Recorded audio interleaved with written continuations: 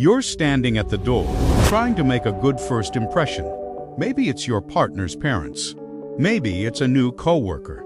And then, before you can even finish saying hello, the dog walks over, completely ignores the handshake happening above, and shoves its nose directly into the most awkward place it could possibly choose. The room goes quiet. Someone laughs nervously.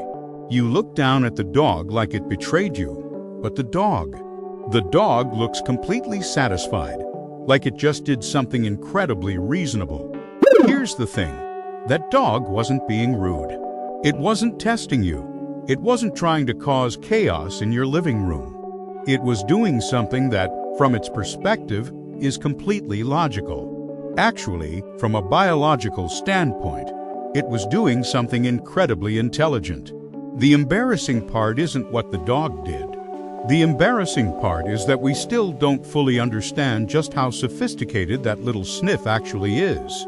Dogs experience the world almost entirely through their nose. Not their eyes, not their ears, their nose. The numbers alone are staggering. While humans carry around roughly 6 million scent receptors, a dog's nose holds up to 300 million. That's not a small upgrade. That's a completely different operating system. And there's a specific part of the dog's brain dedicated entirely to making sense of smells, proportionally. It's about 40 times larger than the equivalent region in a human brain. So when a dog smells something, it isn't just detecting that something is there. It's reading it layer by layer. Like opening a file that contains someone's entire recent history. What they ate, how they're feeling, whether they're stressed, whether something in their body has shifted. A single sniff, for a dog, can carry more information than a 10-minute conversation does for us. Now here's where the crotch part makes sense. And yes, it actually does make sense. Humans have two kinds of sweat glands. Most of your body uses the ordinary kind, the ones that just cool you down. But in certain areas, your armpits and your groin, there's a different type. They're called apocrine glands, and the sweat they produce isn't just moisture. It's loaded with chemical signals, pheromones, information, biological data that's been sitting there, broadcasting quietly, whether you notice it or not. A dog doesn't choose the crotch out of mischief. It goes there because that's where the richest concentration of apocrine scent is located. And because, unlike your armpits, which are usually covered by arms and clothing, the groin area is accessible. Dogs are also built low to the ground. They go where the information is. It's less about bad manners and more about very efficient navigation.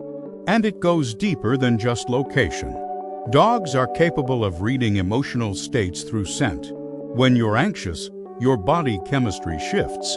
When you're angry, it shifts differently. Fear produces a distinct chemical signature. Joy does too. Dogs have been picking up on these signals for thousands of years, long before they had words to describe what they were sensing. Your mood isn't just on your face. It's in the air around you, and the dog knows it before you've said a word. There's another layer to this. Dogs seem especially drawn to people whose hormonal profile is in flux. Women who are menstruating, who have recently given birth, or who are pregnant tend to attract noticeably more sniffing interest. This isn't coincidence. These biological states create measurable changes in the chemical signals the body puts out, and a dog's nose can detect those changes with a precision that no medical device currently matches in the field. Scientists have actually put this to use in a remarkable way.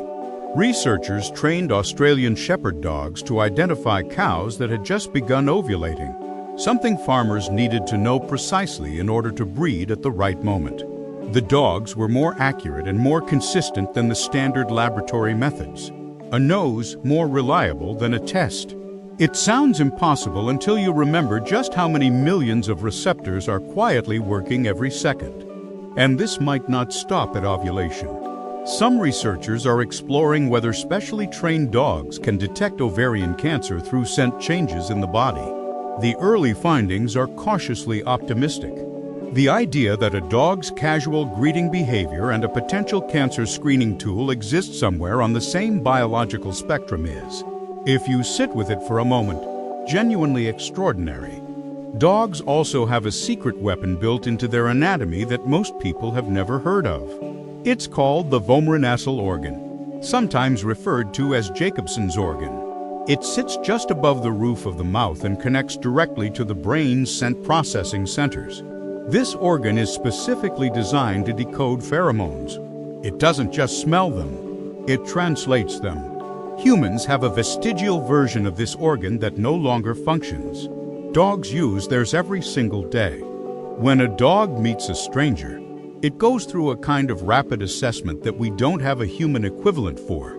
It's not a handshake. It's not eye contact.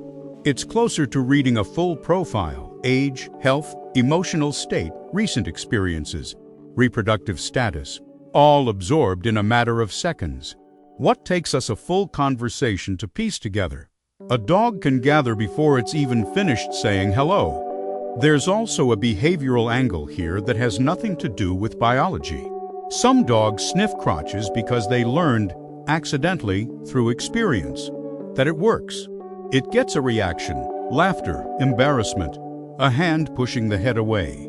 From the dog's perspective, any of these responses count as interaction, and interaction is what dogs crave. If the behavior got them noticed the first time, the brain quietly files that away. They'll try it again. This is why scolding rarely solves the problem. The moment you react, even if you're annoyed, you've confirmed to the dog that the strategy paid off. Dogs aren't operating on guilt or shame. They're operating on cause and effect, and if the effect is any kind of attention at all, the cause gets reinforced. Understanding that small piece of dog psychology changes the whole picture of how you'd even begin to address it. Some breeds lean into this behavior more than others. Scent hounds, bloodhounds, basset hounds, beagles were literally bred for their olfactory ability. Their noses aren't just strong. Tracking and sniffing are hardwired into their instincts at a deep level. Asking a beagle not to sniff is a little like asking someone not to look around when they walk into a new room.